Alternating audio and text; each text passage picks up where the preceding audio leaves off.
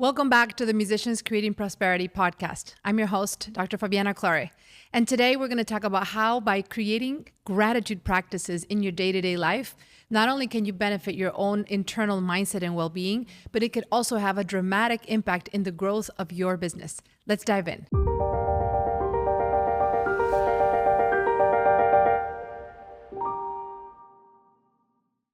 Welcome to the Musicians Creating Prosperity podcast. I'm your host, Dr. Fabiana. And today I'm going to share one of my superpowers to staying in a positive mindset, being able to create resilience, tenacity, grit, and to be able to overcome the ups and downs of being an entrepreneur. The secret is gratitude. When you create a state of gratitude, no matter what your circumstances are, immediately you put your brain in a mode that will allow you to problem solve more strategically. Here's the thing. It's very easy to feel stuck and to feel powerless when things become challenging. As we go through building our businesses, being an entrepreneur involves being okay with risk and being okay with unpredictability. But at the same time, that can be a hard pill to swallow if you are the type of person who does not feel comfortable with that sense of insecurity.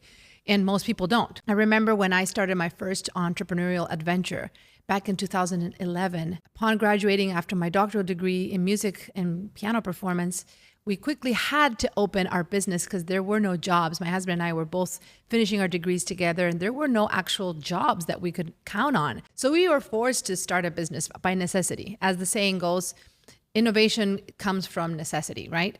And that's where we became. We became entrepreneurs kind of by accident because we had to. As we started building a business, learning about the ups and downs and the unpredictability of having a venture into being 100% owners in what things that go well and the things that don't go well. The sense of wonder around this lifestyle that was based on uncertainty and unpredictability became a way of life.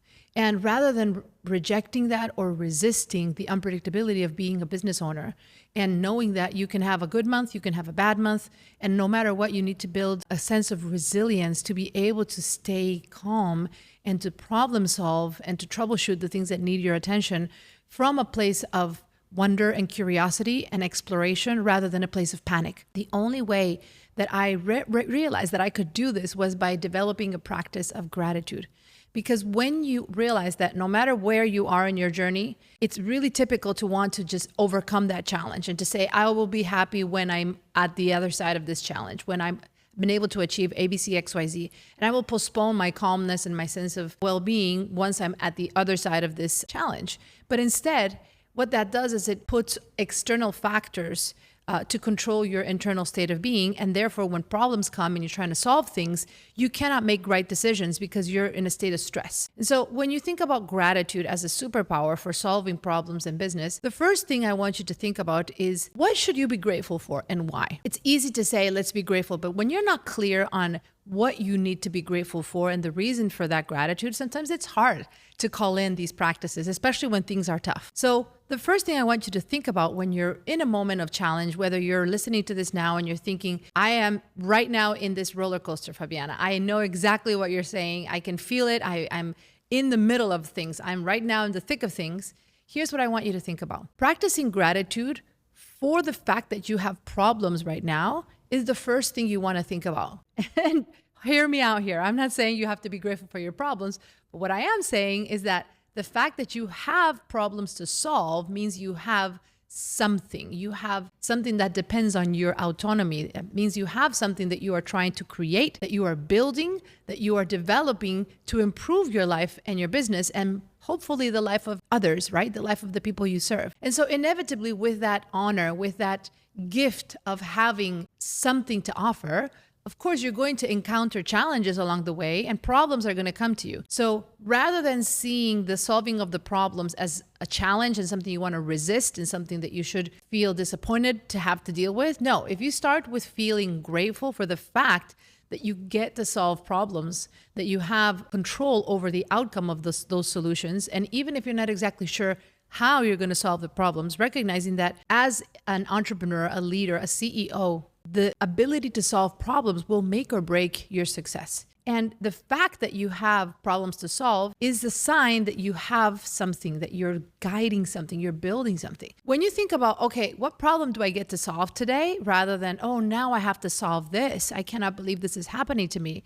That direct narrative change, just that alone can become a mental hack that can open the door to creative thinking, creative problem solving.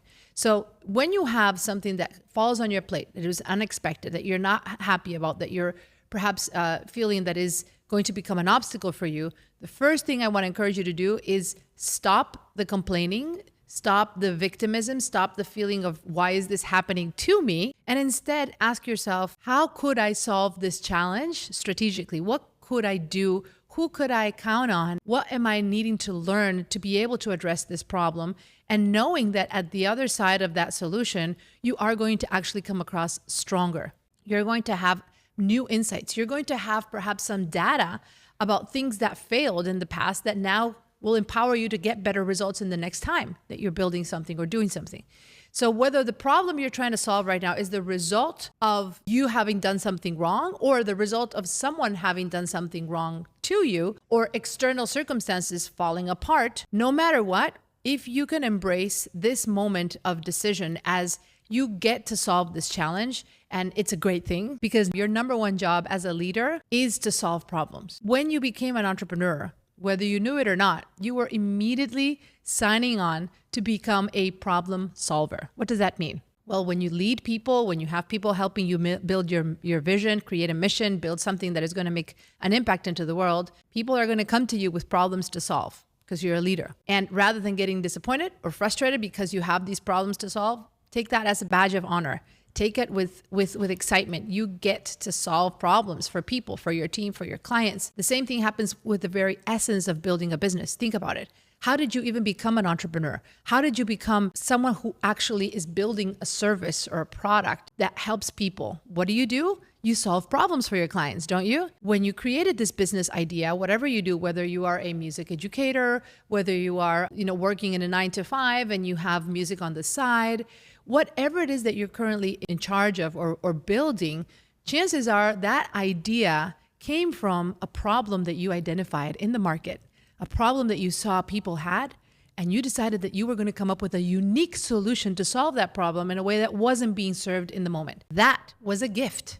That was your brilliance. That was your opportunity to make a difference in the lives of your clients because you are a really, really strategic problem solver. Many times when you start solving problems for others, you see that with excitement. But when it comes to solving problems for your own business and your own team and whoever is like in your immediate vicinity, it's easy to get into the dark side of complaining and feeling frustrated and feeling disappointed.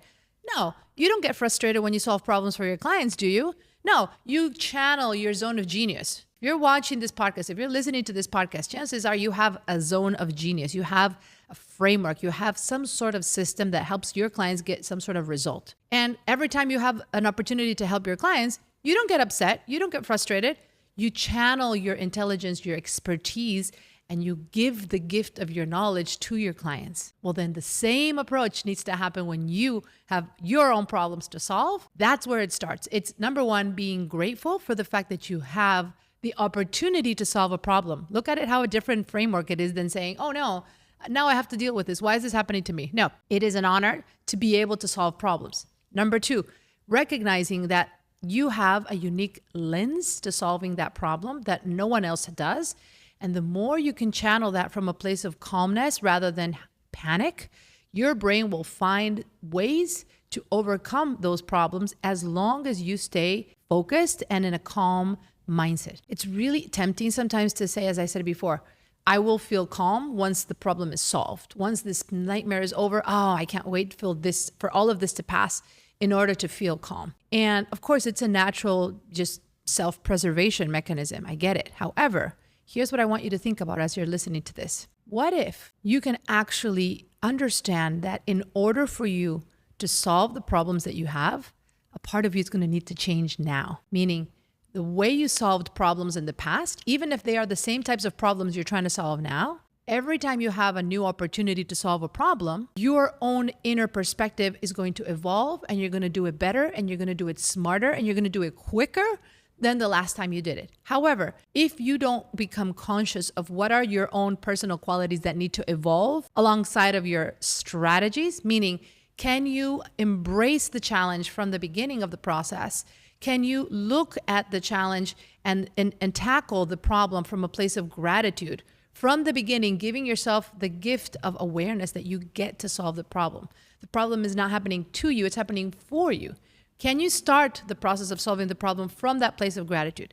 Can you also call in the qualities that you're going to need to embrace as a leader, as an entrepreneur, as a creative, and saying, if in the past I've solved these problems by taking XYZ steps, what are the steps that I'm going to need to take this time around to solve the problems in a better way so they don't keep coming? I know for me, one of the most important things that I focus on in the work that I do in guiding musicians to build, grow, and scale their businesses through their knowledge rather than trading their time is the ability to implement systems. Without systems, not only will you always feel stuck in your business, trapped, the bottleneck of your business, but also it'll be very difficult for you to serve your clients in a way that gets them results without them having to depend on your personal time all the time. Systems are the name of the game. And yet, in order to create systems, you have to be willing to solve problems. Because when you have something that is just like a bottleneck in your business, instead of just wanting to delete it altogether, that's a sign that there's not enough systems built in that process.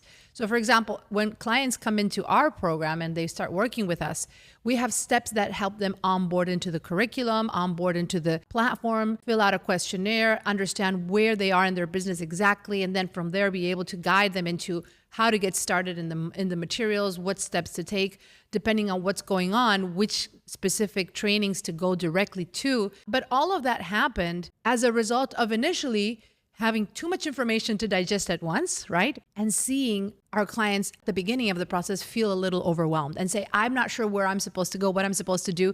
How do I get started in this process? Because there's a lot to take in. When that problem came to us, my team and I really evaluated the situation and said, okay, what can we do to overcome this problem by building the systems that will beat this and it will no longer happen? And at the end of the day, because we had that problem, our processes now for onboarding clients are amazing. Could they be improved? I'm sure they could, but they are so much better than what they were just 6 months ago or a year ago. Why? Because we were faced with problems that forced us to innovate.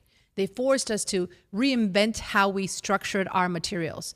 Not only that, but now we can teach our clients to do the same for their own programs. The musicians that we guide, they build systems. They break down their key steps, whether it's teaching others how to learn music, whether it's helping people overcome performance anxiety, whether it's helping people become better speakers on stage. I mean, no matter what type of programs the musicians we guide are building, they're going to need to create their own systems so that their clients can also come in and access the materials directly and start getting, results without needing to be meeting face-to-face with the program director and the program founder. Every single thing that I've looked in my life and that I've seen our clients build is always going to be on the other side of a little catastrophe, a little problem or a big problem. And so for you, as you're watching this episode or as you're listening to this episode, I want to encourage you to reflect. If you can look back on the most transformative experiences of your life, the things that you would never trade in a lifetime, if you could go back and relive that episode of your life, you would never want to not have that. You would say, like, my life would never be the same if I wouldn't have had this moment, if this wouldn't have happened. Maybe it was someone you met. Maybe it was an opportunity that you took and you did it, even if you were scared. Maybe it was a breakthrough that you experienced. Chances are all those milestones that you can remember and recollect came at the other side of a collapse, a breakthrough, catastrophe, a problem, something that in the moment felt like it was the end of the world, like the world was going to end. And you were like, oh no, now what do I do? Guess what? What happened next changed your life forever. So I want you to, once again, every time you have a challenge, every time you have a problem, remember that a few months from now, a few years from now, you're probably going to look back at this moment, this crisis that you may be perceiving as the beginning of a new era, a catalyst, a breakthrough that changed your life in so many ways for the better. And think about that as a gift, and think about that as having the luxury and the opportunity to solve it rather than dreading it and feeling that it's a burden in your life and in your business. So I hope you feel excited about the next problem you get to solve. Do me a favor, wake up tomorrow morning, open your eyes, stretch yourself, do whatever you do to get yourself kind of stimulated. Wake up and just say thank you. What do I get to solve today? What is my adventure going to look like? How can I put myself in an energetic state of wonder and gratitude and openness so that as things fall on my plate, as problems come in, as people start sending me messages, people start complaining, things fall apart, I'm ready. I'm ready for it. Instead of, oh no, now I have to deal with another problem. Be ready for the problem. Be grateful for the fact that you get to solve a problem. And I guarantee you, you are going to start making better decisions. And those decisions are going to change your life and your business forever. This is my gift to you. I hope you enjoyed this episode. Thanks again for listening. And if this helps you, share it with those that you think could benefit from this episode as well. We are on a mission to change the lives of musicians and creatives around the world, giving them strategies on business, lifestyle, mindset, alignment, all the things that will help you create more beauty in the world and bring your music in a way that will impact the lives of everyone around you. Thank you for listening. Until next time, let's prosper together.